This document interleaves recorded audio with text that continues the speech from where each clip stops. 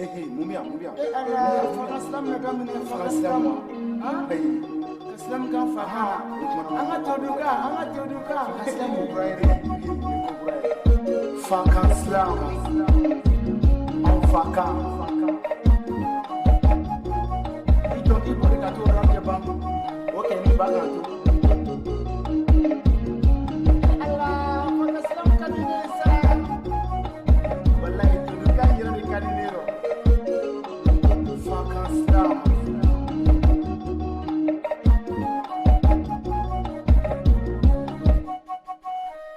Amis téléspectateurs, au beladjeli salam alaikum. Au bismillah, vacances lam jemukan keneka. Awoni vacances lam ye anga slam ke en fakauna.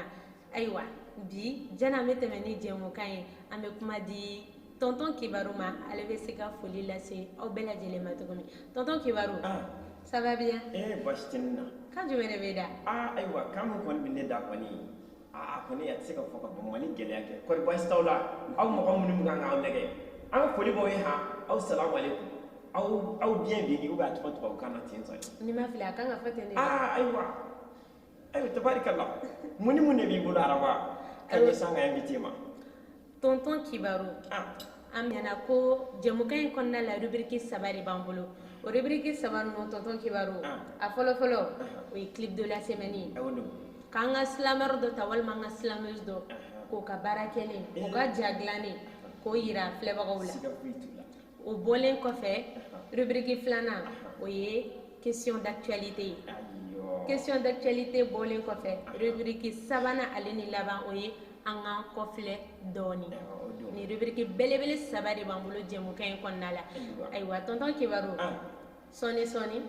ante kuma di invité ma adama de aka foli kan lase lajɛbagaw ma Zoli ça va bien? Ça va. I bisimila vacances lam jamukan kɛnɛ kan O diyara n ye. folikan jumɛn de b'i bolo k'a lase lajɛbagaw ma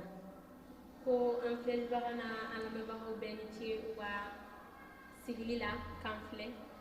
o dɔrɔn de don ani aw yɛrɛ aw ni ce fɛnɛ aw ka wele la. o diyara n ye kosɛbɛ tɔgɔ duman jamu duman Ne tɔgɔ Aminata Komakara. Aminata Komakara ka baara bɛnnen don jumɛn de ma? Bon, ne étudiante ye Fléchelle la. D'accord. Aminata Komakara aw yɛrɛ bɔra k'a mɛn sisan an ni ale de bɛ ɲɔgɔn bolo bi vacances lam jɛmukan kɛnɛ kan ko ale ye sanfɛ kalanden ye o bɛɛ lajɛlen bɔlen kɔfɛ silamɛzi fana don a bɛ silamu kɛ bamanankan na. Tonton Kibaru, ayiwa nin kun y'an ka invité ko Ami Zoli. Ami, kɔni a bɛ ne hakili jigin la première la han. Tonton Kibaru a bɔra Messi tan n'a kɛra Ami ye sisan. Tuma dɔ la a tɔgɔ yɛlɛma a t'a dɔn n'a sɔrɔ a yɛrɛ n'a tɔgɔ ye. Tonton Kibaru tɛ ko jɛlen ye fiyewu. Ɲininkali damadɔni b'an bolo ko tɛngu an ka invité la. O ɲininkali fɔlɔ Tonton Kibaru o ye k'a dɔn k'a fɔ Aminata yɛrɛ bɛ silamu kɛ bamanankan de la. Kun jumɛn de la Aminata e y'a fɔ k'e bɛ silamu kɛ bamanankan na? Ɲininkali diyara n ye. Ne y'a décidé ka silamu kɛ bamanankan na parce que n y'a jateminɛ an ka kanw bɛ ka tunu quoi. An bɛ tubabukan an b'o dɔn cogo min na an bɛ o pratiquer cogo min na journée yɛrɛ kɔnɔna na an tɛ kuma kosɛbɛ bamanankan na et puis n y'a jateminɛ an ka actualité an ka fɛnw bɛɛ journaux bɛ présenter a caman bɛ présenter bamanankan na fɛn caman bɛ kɛ disons français la plutôt. An ka fɛn bɛɛ bɛ kɛ français la sisan nɔ hali silamɛw ni silamɛju c'est rare ka ye mɔgɔ minnu bɛ se ka silamu kɛ bamanankan na donc du coup walasa ka ba don an ka culture la parce que n y'a mɛn ko culture an ka kanw de don kan kelen-kelenna bɛɛ bɛ culture dɔ de yira an ka siya dɔw yira donc du coup n y'a décidé ka silamu kɛ an ka kan na walasa an ka kanw kana sunu quoi. O jaabi diyara n ye kosɛbɛ Aminata. Aminata o bɛɛ lajɛlen bɔlen kɔfɛ est ce que an bɛ se k'a fɔ ko silamu ye sababu ye mun bɛ se ka bɛn ni keleya ko fɔ wa? Awɔ ne bɛ se k'a fɔ ko silamu bɛ se ka kɛlɛ ban a bɛ se ka bolodi ɲɔgɔnma na jamana kɔnɔna na barisa silamɛw ni silamɛju u bɛ thème minnu aborder u ka silamu kɔnɔna na par exemple u bɛ se ka thème ta a bɛ se ka kɛ bɛn paix u bɛ se ka o aborder o kɔnɔna na u bɛ ladilikan minnu di mɔgɔw ma u ka kɛlɛ dabila donc du coup o sensibilisation b'a to u bɛ se ka kɛlɛ dabila quoi. tonton Kibaru iyo mesare o dona kulo la ko islam be ke sababu ye wala saka beni keleya ko o sabati ko sinsi jamana konna la nya do o mangate ka ke bolo ko fefe o fana bu jeni yoro fi ko sobe ko aywa amete meni jemo kayni tabarakallah sana amete meni ni ngali anga invité fanfela la ambe anyino fe awni anga je ka invité ka taxi do laje bamanakana Aminata kuma bi bolo ok slam naam ne miri bala ñoni en passé bila o ya soro ne ti bere bo ne man saw yene bolo bo u ye bolo bo nga dem sena ko kala kan kun ko kan bila kata cela sigi mun ne ni furu ke ko ke nyondo ne miri la ne kasla ne sonna kata sigila wala sanga se ka so buno don awone tara sigila man saw ka bunya kama ne tara sigila man saw ka sutura kama furu damne ñogon famiya banga kololo no fle ni ne farila wa o kuma tala ko ma sigin kan fa sol baw sa ka binan tatula man saw ba don flula ko ni ko musuya ki ko munyu wa ko ni muso munyu na ka de me barka an ko kara yano ba fembe kan de wa barka ni ko so nga ni balma muso ka bi kuma me abin da bal tabba ne balma muso ko bi ko janya furu kele no bolo duska furi aduska furu era na bankele no joka fa furi ku tato fatala ku tato batala ko fonni dinga ko ne balma muso ko bi jena tike ko kele no kan ko kono na islam naam tonton Kibaru ni jara kuju ni jara tonton Kibaru ire bora ka Aminata ka taxi me sisan Aminata kuma na furuko kan Aminata kuma na kunu furuka a kuma na bi furuka tonton Kibaru an b'a jate minɛ k'a fɔ ko danfara caman bɛ olu ni ɲɔgɔn cɛ bi na nka tonton Kibaru a da sera yɔrɔ dɔ ma n b'i fɛ i k'i hakilina di an ma o yɔrɔ la ko fɔlɔ furu la fa ni baw kun bɛ olu kun da bɛ don a la olu kun bɛ den don furu la nka bi na an ko fo an yɛrɛ diyaɲɛ furu mais est ce que tonton Kibaru o diyaɲɛ furu in a tɛ se ka kɛ karama kɔnɔna la a tɛ se ka kɛ ni mɔgɔ ye mun b'i dɔn k'i to i danbe la wa ayiwa a ko in kɔni ye garisɛgɛ ko don bari sabu ka d'a kan furu ye fɛn min ye ni ala ye min latigɛ maanifin fila mɔgɔ la a tɛ taa o kɔ aw bɛ furu ɲɔgɔn ma han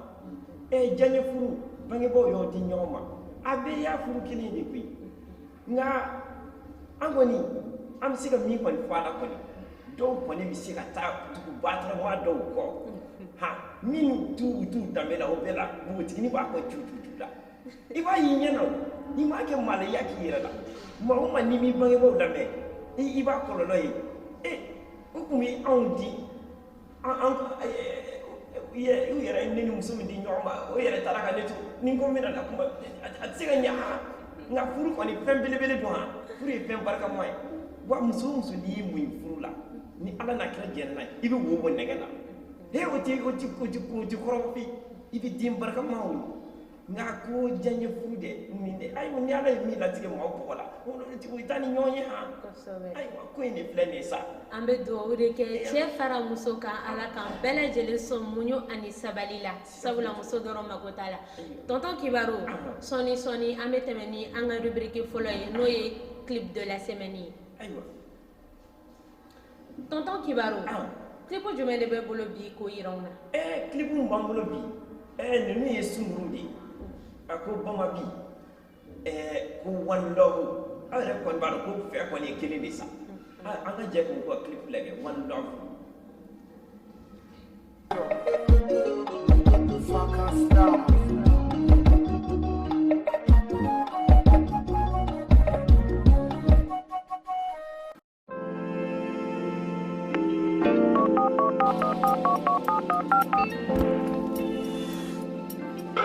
Munutunko ko dawuli la son kalamaye bama bikun kambora aywa aya kulomada.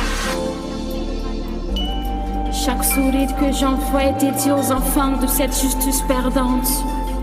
Pour chaque sourire que je reçois, je vous serai toujours reconnaissante.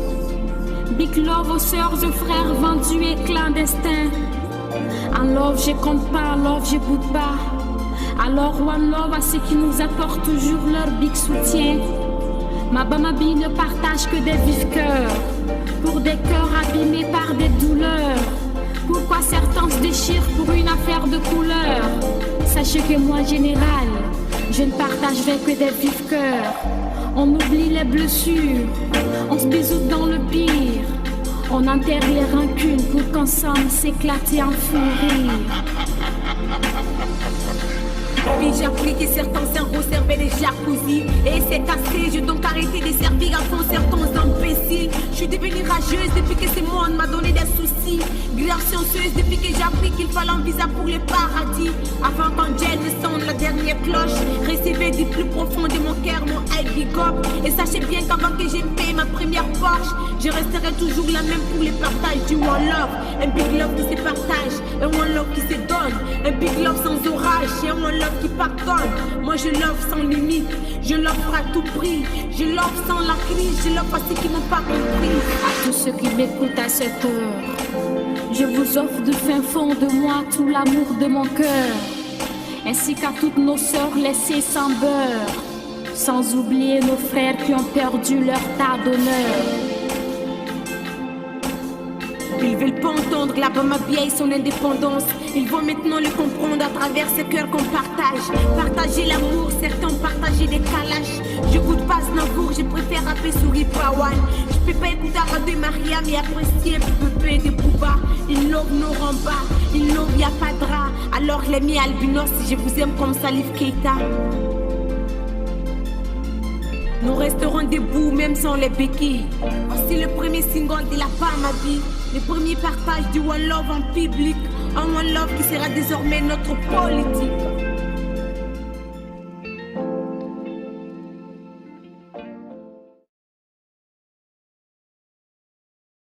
Ni kunye Bamabi mɔgɔw ka clip ye ko yira an na ko One Love a bɛ kuma love kan n'o ye amour ye n'o ye kanu ye a bɛ kuma o kan. An ka invité fana da sera o yɔrɔnin ma c'est que bi plateau in ka kow bɛ yen nɔ. Tonton Kibaru nin kun y'an ka clip de la semaine ye nka sani an bɛ tɛmɛ ni jɛmukan ye an tɛ sɛgɛn an tɛ ɲinɛ an kanubaga jɔnjɔn dɔ bɛ tonton Kibaru ka bɔ fo Masina kosɛbɛ a ko jɛmukan in foyi de tɛ fɔ ale kɔ an b'ale fo ka waleɲuman dɔn dan tɛ foli min na ale tɔgɔ ko Ulimatu Jara. Ni Ulimatu Jara bɛ ka an lajɛ ka sanga ni nin wagati an b'a fɔ k'a ni ce a yɛrɛ ye ani ce fakansilamu kanuni ye fo Masina. Ulimatu ni ala n'a kɛra jɛnɛ n'a an bɛ taa Masina ka t'i nɔfɛ maa tɛ se k'i kanuba sara sɔrɔ n'a fɔra maalifin maa min y'i kanu a ye belebele kɛ Masina kɔni i b'an ka dɛmɛ fɛ yen nɔ an b'i sɔrɔ yen nɔ Ulimatu an ka foli b'i ye an ka foli bɛ aw bɛɛ lajɛlen aw maa minnu bɛ ka an lajɛ ayiwa araba an ka tɛmɛ n'a ye koyi. Siga foyi t'a la tonton Kibaru ayiwa an b'an kun da sisan an ka rubrique filanan kan n'o ye question d'actualité ye sɔɔni an bɛ n'o question d'actualité tɛnku an ka maa welelen na.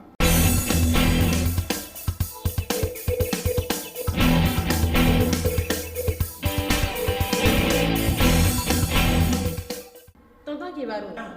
ɲininkali jumɛn de b'e bolo question d'actualité hukumu kɔnɔna la bi. Ayiwa ɲinan question d'actualité wa nin waati in question d'actualité kɔni artistes ka datuguli ko minnu b'a la nin ye a ko in kɔni u ti ɲɔgɔn fɔ ɲɔgɔn kɔ ni fɛnw datuguli ninnu olu o de y'an ka question d'actualité n'a bɛ sunguru bɛ se ka dɔ fɔ an ɲɛna hakilina kan bari olu fana o daw de b'a to bɛn bɛ se ka sabati silamu ye fɛn belebele don ni sunguru sera k'a da don ka dɔ fɔ an ɲɛna en question d'actualité in kan. Aminata. Ok, ɲininkali diyara n ye. Ne bɛ mun fɔ an kɔrɔ artistes ɲɛna o y'a ye u k'u kɛcogo dɔn parce que olu bɛna ko minnu kɛ an b'olu de lajɛ u b'a fɔ ko kabi b'a ɲɛmɔgɔ tɔ de filɛ donc ni ɲɛmɔgɔ ma ɲa ko mɔgɔ tɛ se ka ɲa togo si la donc u k'u kɛcogo dɔn u bɛ ko minnu kɛ. O diyara n ye kosɛbɛ tonton Kibaru sisan kɔni an bɛɛ b'a dɔn actualité ye mun ye i y'a fɔ cogo min artistes ka datuguli sisan an b'a fɔ de ko ala k'an bɛɛ lajɛlen sɔn hakili ɲuman na olu fara anw kan sabula a ko ma nɔgɔn k'a fɔ an bɛɛ lajɛlen k'a jateminɛ an ka jisumani kɛ an kolijiw la tonton Kibaru ame sira di Aminata ma ni taxi filanan dumani do ba bolo ina fo folo aga temeno yi an jansa no isa ok slam naam ni kuma na ni ne ko ko me kuma u b'a fɔ ko ami cɛ I jamana k'a sɔrɔ ne dun ma fili n yɛrɛ ma nka n bɛ fɛ ka kuma fɛ kan anw bɛɛ ɲɛ bɛ fɛn min na anw si tɛ ka sɔn ka mun fɔ awɔ ne bɛ bɔ Fantanbugu anw ka dugu sigilen bɛ Mali fan dɔ fɛ u ka fɔ la k'a kelen bɛ I b'a fɔ Amadi ka bugu anw yɛrɛ kelen bɛ I b'a fɔ Amadi an bɛ ɲɔgɔn kan nka anw si man di anw ka diɲɛlatigɛw tɛ ɲɔgɔn ɲɛ sira la e b'i ta la ne bɛ n ta la wa olu yɛrɛ b'u ta la a tɛ ko mɔgɔ si la k'a da don ne ta la bawo sa ni mun kumana n ko ne yɛrɛ de b'a fɔ cɛ ye ne ka vivre ne ka mama bɛ soutenu kan k'a fɔ cɛ a ye fara an min na sendayɔrɔ t'an si la bawo sa an ka kare kɔnɔnaw tɛ se ka lajɛ I ma ni kunnabɔ n'i ma farati dɔ bɛ ji nɔgɔ k'i kan wa ni kumana u b'a fɔ de cɛ kare kɔnɔna tɛ mɔgɔ si fa ta ye an ka kare kɔnɔnaw kelen bɛ samafuya yɔrɔw ye bɛɛ b'i yɛrɛ ye ne yɛrɛ hakili b'a la don dɔ la ne bɔtɔ la ka taa n ka faw la n ko ne ni n dɔgɔnin filan dɔ de farala ɲɔgɔn kunna ne n'a ka fɔ grande sœur yafa n ma n'a k'o de cɛ Ami I yɛrɛ bɛ dara la an ka mara sigilen bɛ fali kunna bawo sa an ka ɲɛmɔgɔ hakili tɛ anw na élection kuma na n bɛna fɔ de l'éducation d'abord l'élection mana u b'a fɔ ko l'éducation en bas n t'a dɔn ni a da bɛ anw de la yala ni a da bɛ olu de la tu kɔni fɛ cɛ anw bɛɛ bɛ dara la I kan bɛɛ bɛ dara tonton Kibaru Pago kuma min bɛ nin na ye baba ni mama bɛ k'a lajɛ dɛ a ma fɔ ne ɲɛna yan dɛ ladilikan don a y'a yira k'a fɔ sisan denmisɛnninw mara tilal'u la u kelen ko pili de bɛ kɛ battement ninnu na u tɛ maa si bonya nin bolo in kan yan I bɛ gosi I kɔrɔ filan kɔ I tɛ se k'a fɔ k'a ka yafa I ma o fɔli bɛ mun cɛ ye e bɛ n'i jɔ ko e bɛ dara la o bɛ birifini de la nka aw y'i sɔrɔ o manamanakan fila la tuguni a ma batarakan fɔ a ye min fɔ tiɲɛ don mara tiɲɛna sisan nka n'a fɔra ko mara tiɲɛna u b'a fɔ ko bangebaaw don dɔw b'a fɔ ko lakɔlimɛtiriw don maanifin I yɛrɛ fana b'i yɛrɛ mara u kana ɲinɛ o kɔ dɛ ni I yɛrɛ b'a dɔn sonyɛni man ɲi a ma s'i fa ni ba k'a f'i ɲɛna taa dɔ ta u b'i galaka kari bɛ na ye mara ye anw de kan k'an yɛrɛ mara bangebaaw fana ta ye o bɛ fɔ de ko dafalan mɛtiriw lakɔli la o fana b'a tɔ dafa de o de la mara tɔ bɛ sɔrɔ ka kɛ I n'a fɔ ko I yiri don I bɛ ji k'a kɔrɔ a bɛ wuli dɔɔnin de kosɛbɛ tonton Kibaru aw yɛrɛ tulo b'a la aw kana to tonton Kibaru ka fâché n'ale fâché da dɔrɔn a ma ɲi ale dɔɔnin Aminata kɔni ka nin texte ninnu a falen don ladilikan na kosɛbɛ an bɛ a jigiya k'a fɔ an bɛɛ lajɛlen bɛ na an ka tɔmɔ texte ninnu na ladilikan ninnu na tonton Kibaru sɔni an bɛ tɛmɛ ni rubrique sabanan ye n'o o bɛna yira an na an balimakɛ Sirimɔ Keyita fɛ Sirimɔ Keyita ale ka rubrique tɔgɔ an k'an kɔfile dɔɔnin awɔ an k'an kɔfile dɔɔnin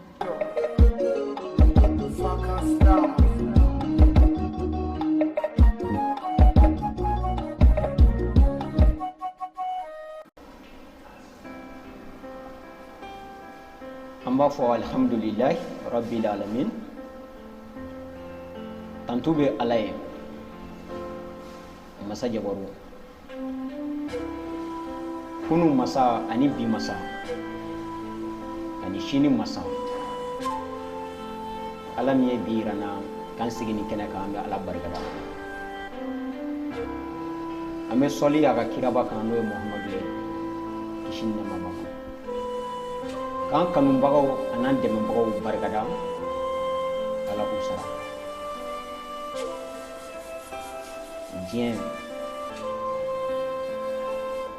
diɲɛ sɔgɔmada caman ye a ye bulondaw makara a ka cɛkɔrɔbaw sɛnsɛn a ka sigiyɔrɔ d'u ma denmisɛn maba kanfɔla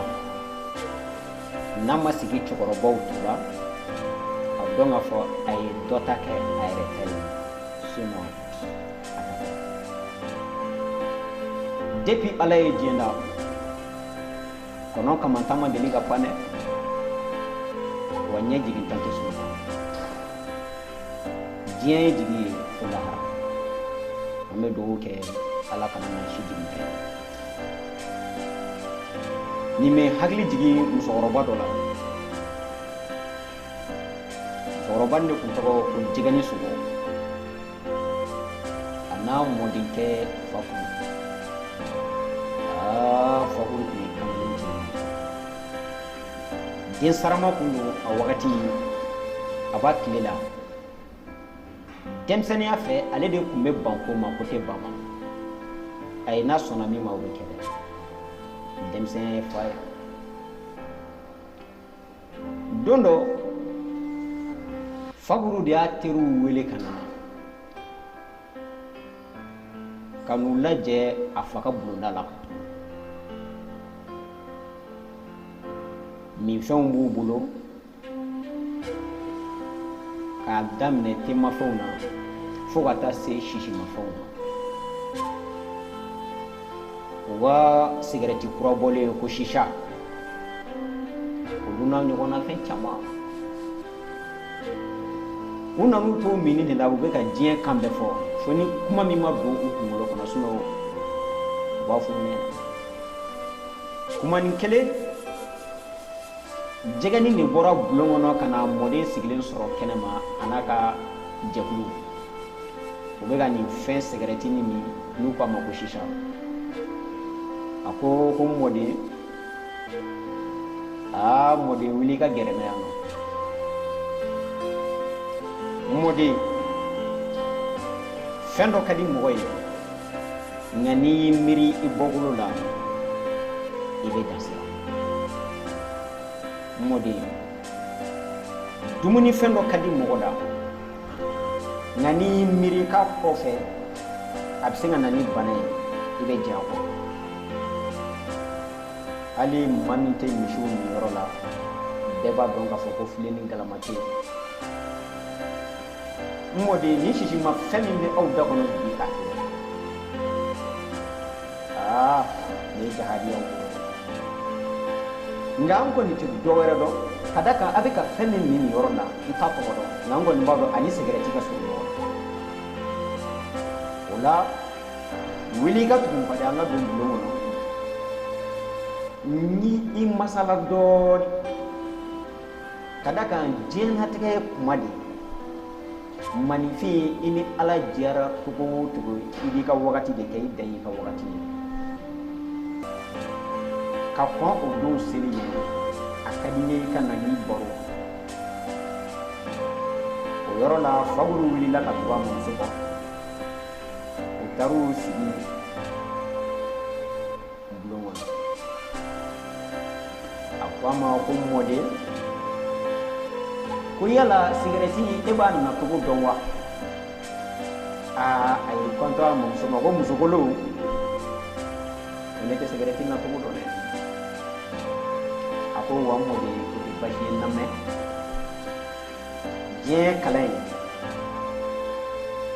kalan wagati tɛ tɛmɛ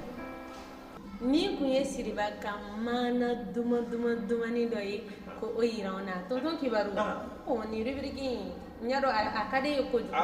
ni an ka kɔfilɛ dɔɔni a bɛ ne miiri janya kosɛbɛ maa i mana kɛ cogo cogo kana ɲinɛ i bɔyɔrɔ kɔ han i sini bɛ kɛ dɔnbala fili ye e Sirima denmisɛn min don a bɛ maa ka kɔrɔ la kasi ne yɛrɛ hali ne hakili jigin ka mɛn sisan ne la i bolo da i dusu kan sa tonton Kibaru sinon Sirima ye min fɔ a ka rubrique in na ala n'an y'an kɔfilɛ dɔɔni an ta yɔrɔ dɔn o la an b'an janto an bin yɔrɔ fana na n'o don han tonton Kibaru sisan kɔni jɛmukan bɛ ka se a kuncɛ yɔrɔ ma welewelekan jumɛn de bɛ Aminata yɛrɛ bolo k'a lase lajɛbagaw ma ne b'a fɔ an lajɛbagaw ɲɛna k'u ni ce u ka kulomajɔ la ani u ka an suivi la parce que ni olu tɛ an tɛ fosi de quoi donc an ka foli belebele b'u ye yan f'u sigiyɔrɔ la donc u ni ce i yɛrɛ ni ce kosɛbɛ Aminata tonton Kibaru folikan jumɛn de b'i bolo aw kɔni aw ni ce aw ka lajɛliw la aw mɔgɔ minnu bɔ aw ka baaraw bila ni maa minnu yɛrɛ tɛgɛ bɛ fili ka don barama kalaman kɔnɔ aw bɛ yafa ma fɛn in fana a kɔni a tɛ taa o kɔ maa kɔni i kanuba ni filɛba kɔni a sara kɔni t'i bolo ala de bɛ se k'o sara sa ayiwa an kɔni an ka foli belebelebaw ye aw k'an bɛn waati wɛrɛ n'a ala n'a kira jɛna n'a ye vacances la émission in kan Nalama basike tonton kibaru ina fi yɛrɛ a fɔ cogo min jɛmukan ye tɔgɔ ko fakan slam ka slam kɛ an yɛrɛ ka kanw na an tɛ sɛgɛn an tɛ ɲina tonton kibaru ni aminata y'a fɔ cogo min an ka foli belebele a talen don ka di aw de ma an b'a fɔ fana ko aminata ni ce a yɛrɛ ye ani ce déplacement na kana plateau sanfɛ an b'a fɔ ko ni ala ma basi kɛ aw kan bɛn dɔgɔkun wɛrɛ fakan slam jɛmukan wɛrɛ kan. Bye. Hey, Mumia. Islam na kami ni Islam. Islam kan faham. Anga teoduka. Islam mubraire. Fakan Islam. Au fakan. Itu ibu kita tu orang Jepang. Oke, ni bagan tu.